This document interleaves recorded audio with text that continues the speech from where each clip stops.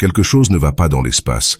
L'astrophysique vient d'être plongée dans la crise, et la faute en revient à l'une des structures gigantesques en général, dans laquelle nous nous trouvons en plein milieu. Si tu es prêt pour une crise d'identité cosmique, alors reste attentif jusqu'à la fin et si tu l'apprécies, je serai heureux de recevoir un pouce vers le haut et un commentaire, car cela permettra à l'algorithme de montrer cette vidéo à davantage de personnes qui seront elles aussi plongées dans la crise. Merci beaucoup et bienvenue à tous.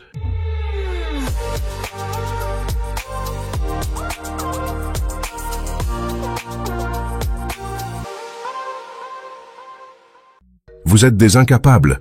Désolé de commencer directement la vidéo par une insulte. Moi aussi, je suis incompétent, tout comme tous les astrophysiciens et cosmologistes. Incapables de déterminer avec précision le taux exact de l'expansion cosmique, nous n'y parvenons tout simplement pas. Et ce dilemme s'appelle la tension de Hubble ou la crise cosmologique. Et cette crise n'a fait que s'aggraver considérablement. Et la raison en est une étude de la gigantesque structure Laniakea, qui s'étend comme un réseau neuronal à travers les profondeurs obscures du cosmos, et dans laquelle nous nous trouvons. La tension de Hubble est nommée d'après le célèbre astronome Edwin Hubble, qui a découvert dans les années 1920 que l'univers était en expansion. On ne le savait pas avant. Tout le monde partait de l'hypothèse d'un univers dit à l'état stable, un univers statique sans expansion. Et quiconque s'y opposait était considéré comme un théoricien de la conspiration à ne pas prendre au sérieux. Tant pis pour la confiance en la science. Mais les observations révolutionnaires de Hubble ont ensuite posé les bases de la compréhension moderne de l'expansion cosmique. Il a constaté que la plupart des galaxies s'éloignent les unes des autres, et d'autant plus rapidement qu'elles sont éloignées les unes des autres. Cette observation a conduit à la formulation de la loi de Hubble qui décrit la relation entre la distance d'une galaxie et sa vitesse.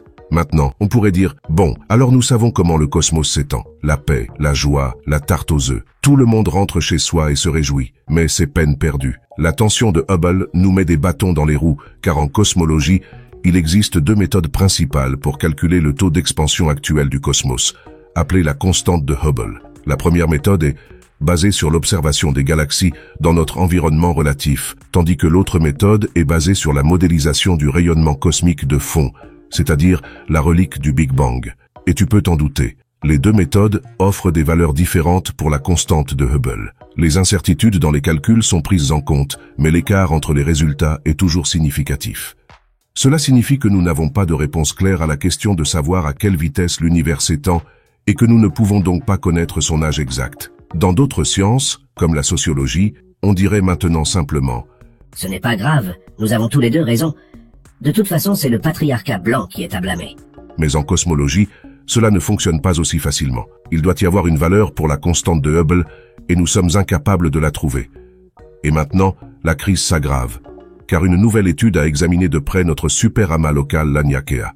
Maintenant, accroche-toi, car Laniakea est une structure cosmique de tous les superlatifs. Ce grand super-amas de galaxies s'étend sur plus de 520 millions d'années-lumière et comprend plus de 100 000 galaxies, dont notre Voie lactée. Si tu zoomes encore plus loin, tu verras que Laniakea fait à son tour partie d'un filament encore plus grand dans ce que l'on appelle la toile cosmique. J'espère que tu te sens minuscule. C'est mon CIA. L'étude de Laniakea peut nous en apprendre beaucoup sur le cosmos. En effet, l'une des questions centrales en cosmologie est de savoir si notre position dans l'univers influence l'observation de l'expansion cosmique. Si nous nous trouvions au fin fond de l'espace, loin de toute galaxie, notre vision de l'expansion cosmique ne serait pas influencée par les effets gravitationnels et nous pourrions probablement mieux observer comment les galaxies éloignées s'éloignent.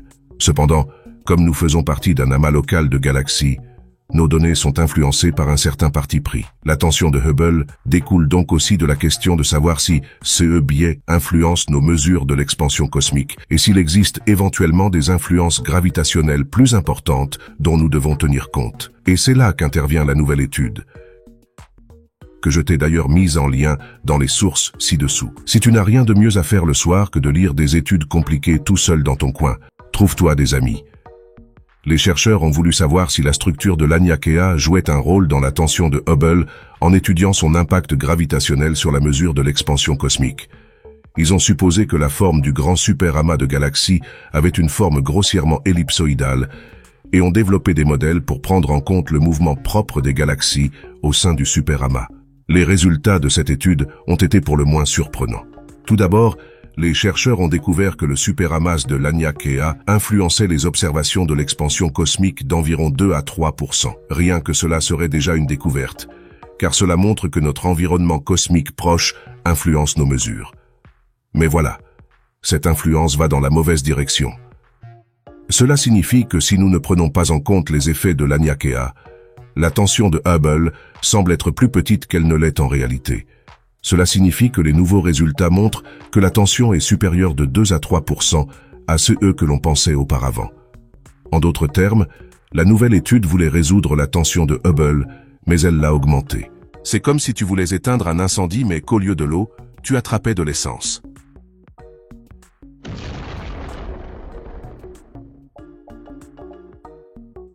Enfin presque, car même si cela renforce la crise cosmologique, c'est bien sûr une découverte qui nous fait avancer. Mais pour l'instant, ce résultat soulève de nouvelles questions et augmente l'incertitude sur la tension de Hubble. Il n'est pas clair du tout pourquoi l'effet de Laniakea se déplace dans la mauvaise direction et il faudra beaucoup de nouvelles recherches pour comprendre ce phénomène. Mais cela montre qu'une explication de la tension de Hubble devient de moins en moins probable, à savoir qu'elle est due à des erreurs de mesure. En effet, certains cosmologistes affirment qu'il se pourrait qu'il y ait des distorsions ou des erreurs dans nos observations qui conduisent aux différents résultats de l'expansion cosmique.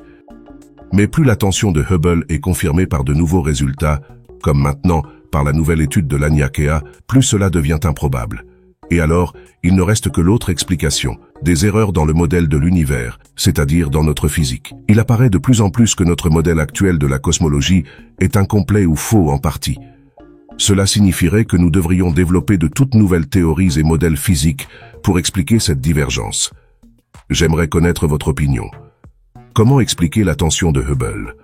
Pourquoi obtenons-nous toujours des résultats différents en mesurant le taux d'expansion du cosmos? Notre physique est-elle fausse ou pourrait-elle avoir d'autres causes? N'hésite pas à me faire part de tes théories dans les commentaires.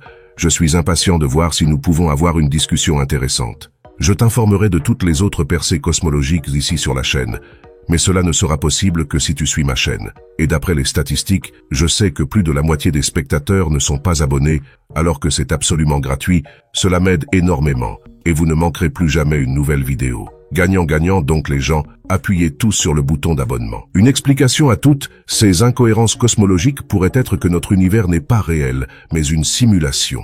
Je ne suis pas devenu fou. Certains scientifiques sérieux croient en cette théorie de la matrice. Et maintenant, un professeur de physique veut même trouver la preuve que tout cela n'est que du code, que vous vivez dans la matrice. Pour tout savoir à ce sujet et augmenter ta crise d'identité, prends la pilule rouge et clique absolument sur la vidéo affichée. Et si tu veux soutenir mon travail et t'habiller de nouveau, n'hésite pas à visiter ma boutique Astro. Sinon, je dirai à la prochaine vidéo. Au revoir, les amis.